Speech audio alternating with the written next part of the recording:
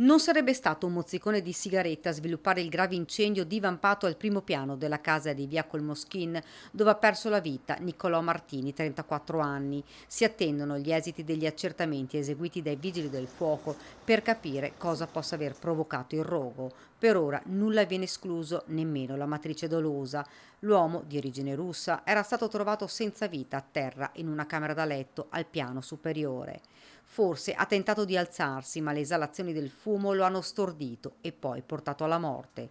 La Procura di Treviso ha disposto l'autopsia sul corpo del 34enne che verrà eseguita dall'anatomopatologa Gabriella Franchetti nella giornata di venerdì. Tanti punti che dovranno essere chiariti. Niccolò era entrato abusivamente nella casa, senza fissa dimora, aveva bisogno di un tetto. Da qualche tempo trovava giacigli di fortuna nei casolari abbandonati, fino a quando è entrato in questa casa chiusa da anni dopo la morte dei proprietari. Adottato da bambino, aveva vissuto prima a Montebelluna, poi a Pederobba. Si era sposato ed aveva avuto una bimba, ma la sua vita è cambiata. Qualche lavoretto occasionale, nulla di più, senza fissa dimora, nessuna certezza.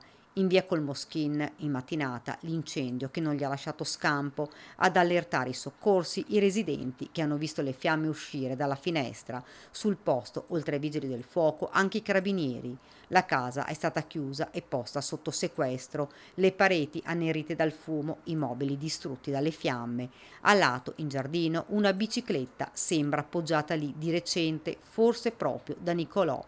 Quella zona lui la conosceva bene perché da piccolo ci aveva vissuto. In questo periodo i cittadini erano tornati a vederlo camminare. Quando qualcuno gli chiedeva cosa facesse lì, lui rispondeva che passeggiava o che stava andando a lavoro. Furtivamente invece entrava in quella casa e chiudeva quella porta che lo isolava dal mondo. Nessuno l'ha aiutato, dice un amico, ed è morto solo in quella casetta che un tempo era ben curata, dove vivevano madre e figlio, diventata alla loro morte uno stabile disabitato e abbandonato, e dove Niccolò aveva trovato rifugio.